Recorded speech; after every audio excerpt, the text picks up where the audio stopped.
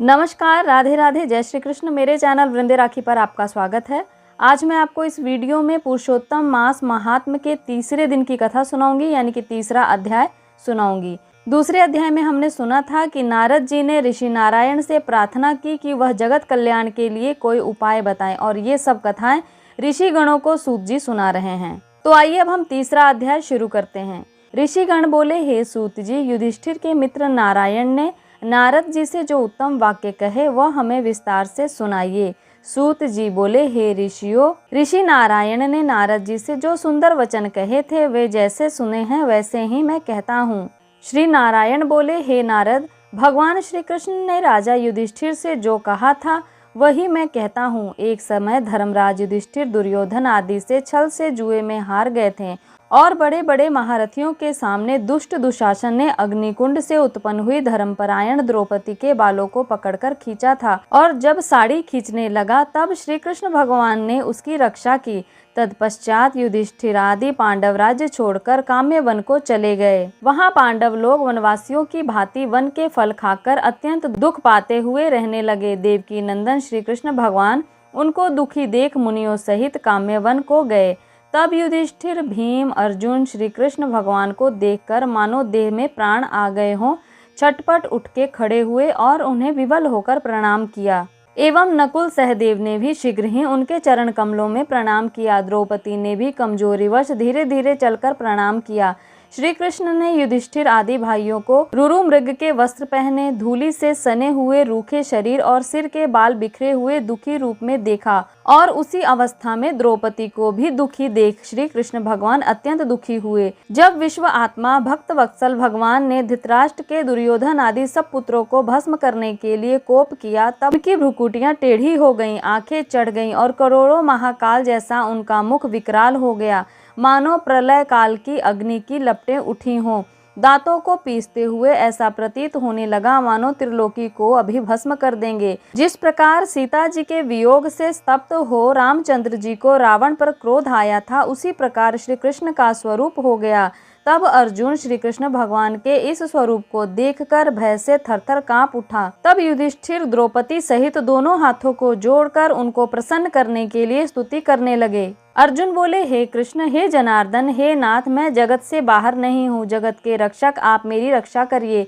जिसकी दृष्टि टेढ़ी करने मात्र से ब्रह्मा का भी पतन हो जाता है, उसके कोप से क्या नहीं हो सकता, यह कौन नहीं जानता। अतः हे जगतपते, आप संहार करने वाले, अपने क्रोध को त्यागिए। आपके क्रोध से संसार में प्रलय हो जाएगी। आप सब तत्वों के ज्ञाता, सब कारणों के कारण स्वरूप, वेद वेदांग के बीज के भी बीज ईश्वर श्री कृष्ण, मैं आपको नमस्कार करता हूँ। आप ही चराचर जगत के उत्पन्न करता, सब मंगलों के मांगल्य बीज स्वरूप हैं। आप सनातन है। आप अपने रचे हुए विश्व का एक व्यक्ति के अपराध के कारण क्या नाश करोगे? ऐसा कौन होगा जो मच्छर को भस्म करने के लिए अपने सब घर को जला दे? ऋषि नारायण नारद जी से बोले, शत्रुओं को मारने वाले अर्जुन ने जनार्दन श्री कृष्ण से ऐसा कह हाथ जोड़ नमस्कार किया। सूत जी बोले, हे ऋषियों, जब श्री कृष्ण भगवान क्रोध त्याग कर चंद्रमा के समान शीतल हो गए, तब पांडवों ने श्री कृष्ण भगवान को शांत हुए देखकर सुख पाया।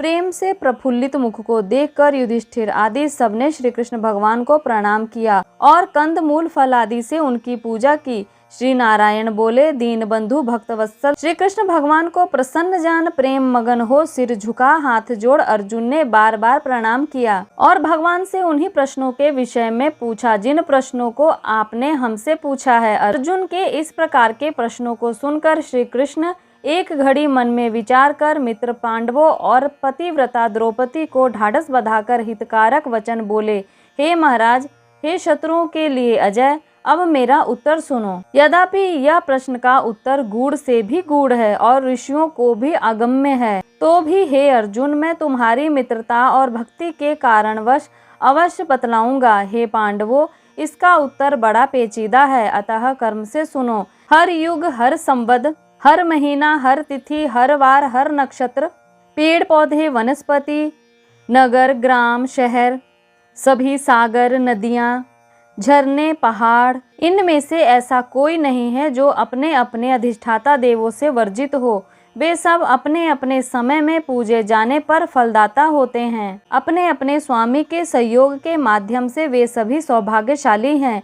हे अर्जुन, कदाचित उस समय अधिमास आया, उसको सब लोग असहाय, निंदित, अपूज्य, मलमास, रवि संक्रांति से वर्जित ऐसा कहते थे।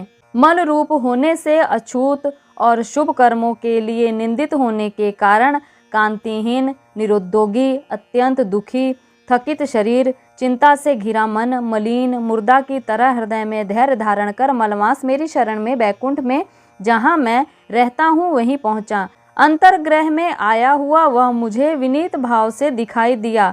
तब अमूल्य रत्नों से जटित स्वर्ण के सिंहासन पर बैठा हुआ मुझे देख वह दंडवत करके नियमित हो हाथ जोड़े नेत्रों से असुरों को छोड़ता हुआ धैर्य धारण कर गदगद वाणी से प्रार्थना करने लगा। सूत जी बोले, इस प्रकार वह केवल नारायण कहकर शांत हो गया। तब नारद जी यह सुनकर फिर नारायण से कहने लगे कि अधिक मास जगत के पापों को हरने वाले, योगियों को भी दुर्लभ भक्ति से प्राप्त होने वाले, पूर्ण रूप विष्णु के पवित्र लोक में जाकर संसार को अभय देने वाले ब्रह्म रूप मुकुंद के पद कमल की शरण पाकर क्या बोला सो सुनाइए। तो ये तीसरे अध्याय की कथा यहीं तक थी। आगे की कथा हम चौथे अध्याय में सुनेंगे।